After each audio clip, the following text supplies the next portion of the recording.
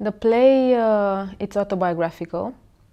It's the most important project I have because it's about my life, and it speaks about one of the most painful things I lived in my life, and it was and it is a huge bet.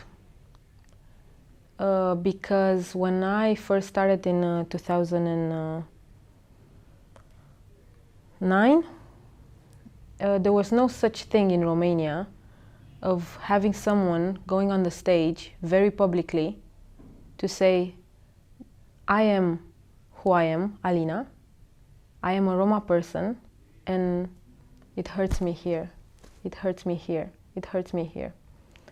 And this was a huge bet because it was also dangerous.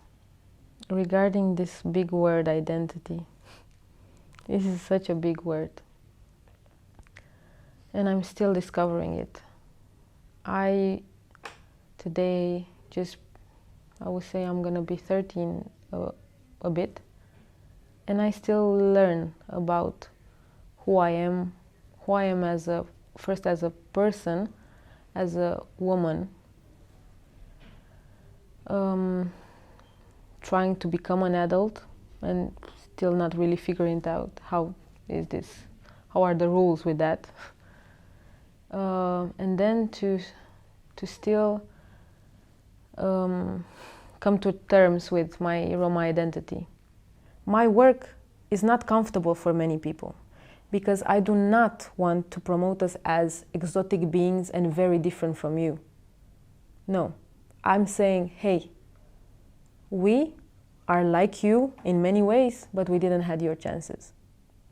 You have to understand that we reached at 11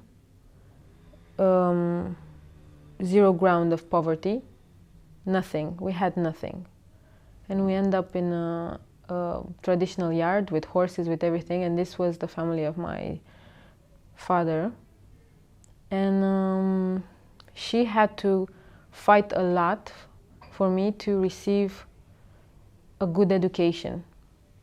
Good education doesn't mean what white people speak about, like classical music and going to ride horses, ponies.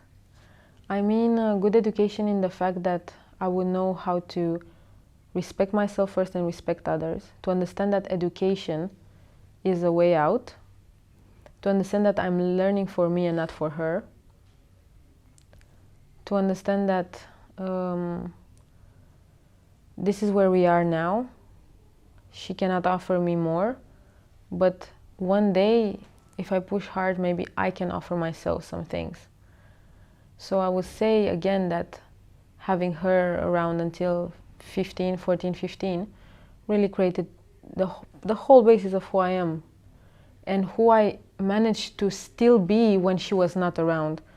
Because I hadn't had her from 15 to 21, which is a very challenging time for any adolescent, regardless of where they are, what background. So when she came back, I have graduated my high school, got into 3 universities, 2 of them with scholarship, and I wasn't married, and I was planning to go to acting school. So the decisions were, when we hit that ground of poverty, I understood that it's up to me to really do something about school.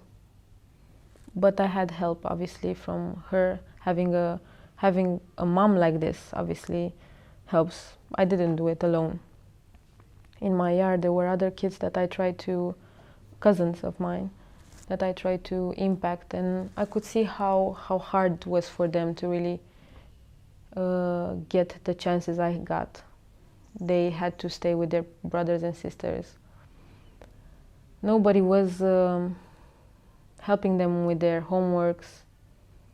So I understood that it's not only will at all. It's a lot of other conditions around.